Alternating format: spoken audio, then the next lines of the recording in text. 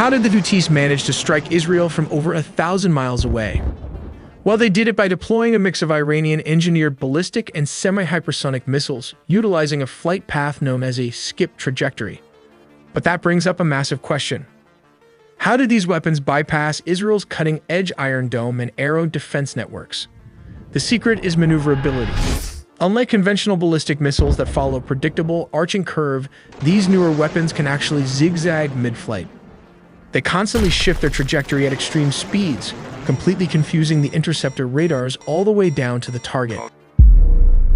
It was a startling moment in the ongoing regional tensions when the Houthi launched what they called the Palestine II missile, a hypersonic ballistic weapon reportedly capable of reaching speeds as high as Mach 16. At such blistering velocity, the missile was able to travel from Yemen to Israel in mere minutes, giving Israeli and allied defense systems very little time to react. What made this strike even more concerning was the missile's apparent ability to change course mid-flight, a capability likely achieved through a sophisticated skip gliding mechanism. This means that rather than following a traditional predictable arc, the missile could bounce along the edge of the atmosphere, shifting its trajectory in a way that complicates interception. Experts believe the missile wasn't purely hypersonic in the conventional sense, but had characteristics of what some call a semi-hypersonic design. This would still allow for sharp maneuvers during flight, far beyond what older ballistic models could manage. These kinds of mid-air changes wreak havoc on systems like Israel's Arrow 3 and the US-developed THAAD, which are built to predict and intercept based on expected flight paths. Additionally, there's speculation that the missile may have taken a lower-than-usual flight route, potentially slipping under the radar coverage that usually defends against high-altitude threats. This is the Houthi Palestine II. It was used for the first time based on Iran's advanced missile systems. Inside this missile is a hypersonic glide vehicle, which detaches and allows the missile to maneuver and glide at speeds between Mach 5 and 16.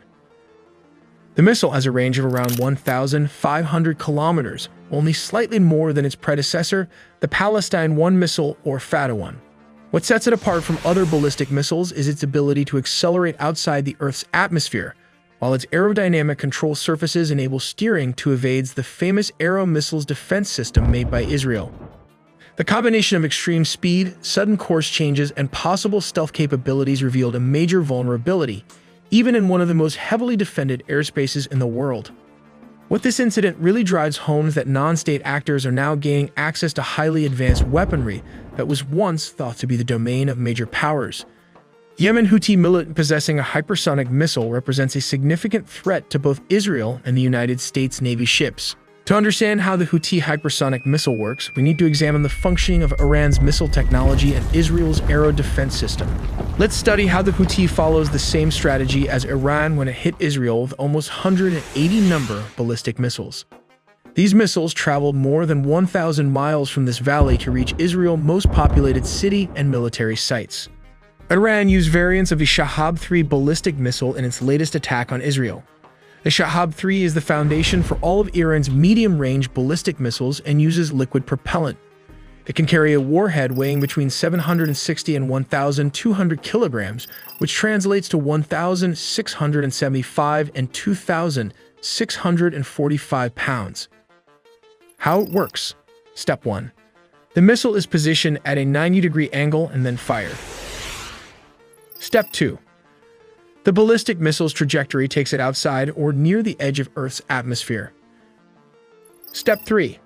The warhead payload separates from the rocket that carried it aloft and re-enters the atmosphere, descending towards its target. Step 4. The missile can carry a single or multiple warheads, depending on the variant. The warhead separates from the single-stage rocket after it has traveled about more than half the distance to its target. The most prolific Scud variants had a circular error probable of 300 to 450 meters. This means that 50% of the missiles fired at a target would land within a circle of that diameter. As you watch this, data brokers may be collecting and selling your personal information, your home address, phone number, online searches, and even financial details. This data doesn't just result in spam calls and scam attempts. It can also affect your personal credit score, as scammers may manipulate your data, potentially leading to a loan denial. It also performs regular scans to prevent data brokers from sneaking your information back into circulation. all while providing you with a clear, real-time dashboard to track your data. So take your personal data back with Incogni. Use code AITelly with the link below incogni.com/AITelly and get 60% off on an annual plan. Now let's take a look how the Israeli defense system works. The Israeli defense system consists of 3 tiers. First up is the long-range aero missile defense system, which was designed specifically with Iranian missiles in mind. Each of these system rockets costs a few $1,000,000, and they can intercept missiles outside the Earth's atmosphere, resulting in enhanced protection. The second layer of defense is the so-called David Sling system, designed for taking out missiles and drones. Finally, the Iron Dome stops most short-range rocket attacks in Israel. Let's take a look at why the Iron Dome failed to intercept the Iranian ballistic missiles. Apart from discussing the multi-layered missile defense system, the Iron Dome itself has a range of around 40 miles, while the David Sling can intercept ballistic missiles up to a range of 180 miles. The top-tier aero anti-ballistic missile systems can target threats up to 1,500 miles away. According to reports, 180 ballistic missiles, which are possibly hypersonic as claimed by the Iranian Revolutionary Guard, were launched. Although the aero missile defense system successfully intercepted many missiles before they reached Israel, many still got through. The main problem behind the failure to intercept was after the detachment of the glide vehicle from the launcher. The glide vehicle can change its trajectory multiple times, which confused the aero missiles. This maneuver also bypassed the David Sling and finally the Iron Dome system, which is not designed to counter hypersonic missiles like the Fatah II model. Let's examine the cost implications of a single day of missile attacks. Iran expended over $200 million by launching ballistic missiles along with drones, whereas the IDF spent $1 billion to defend itself. This includes the aero missile, which costs around $2.5 million. The David Sling costs around $1 million to produce, while the Iron Dome costs around $20,000 to $100,000 for a single missile, depending on inflation. By contrast, Iranian ballistic missiles cost around $200,000 each, and its drones only $20,000 to $50,000 each. The aero missile defense system consists of 3 basic parts: the missile launcher unit, the green pine radar antenna, and the aero missile.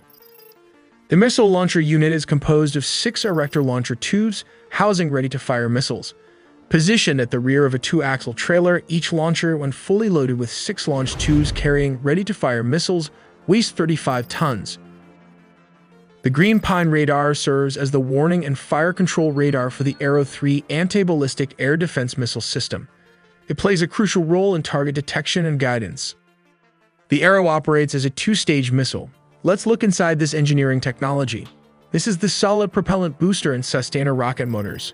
At the rocket's peak sits the ignition chamber, triggering the combustion of the solid propellant when activated. This propellant isn't just any substance. It's a meticulously crafted blend of fuel and oxidizer poured into a casing and then cured. Encasing this blend is a protective shell called the motor case. At the core of the rocket lies the propellant burning zone. Here, the solid fuel and oxidizer react, producing incredibly high-temperature combustion gases, which helps to launch the rocket at incredible speed above the Earth's surface. Moving further to the front, the most important part of the missile is the kill vehicle, which can be divided into 3 basic parts. The second stage is the propulsion system with a thrust vectoring nozzle. Just above it is the warhead, a directed high-explosive fragmentation weighing 150 kilograms, which translates to 330 pounds. The third stage is the seeker, capable of pivoting itself to track its target. But what's the big deal about this long-range anti-ballistic missile system? Let's start with the propulsion system. The famous THAAD, Terminal High Altitude Area Defense, uses a divert attitude control thrusters. In comparison to the Arrow 3 kill vehicle, which utilizes a thrust vectoring nozzle with a solid fuel rocket, it has a shorter and more limited burn time. It has a few advantages, one of them being the ability to compensate for a lack of radar accuracy. When the radar sends the interceptor to an inaccurate target location, the Arrow 3 kill vehicle can adjust its trajectory. Since intercontinental ballistic missiles travel at very high speeds, the kill vehicle must change its trajectory based on newer, more accurate radar data from its seeker.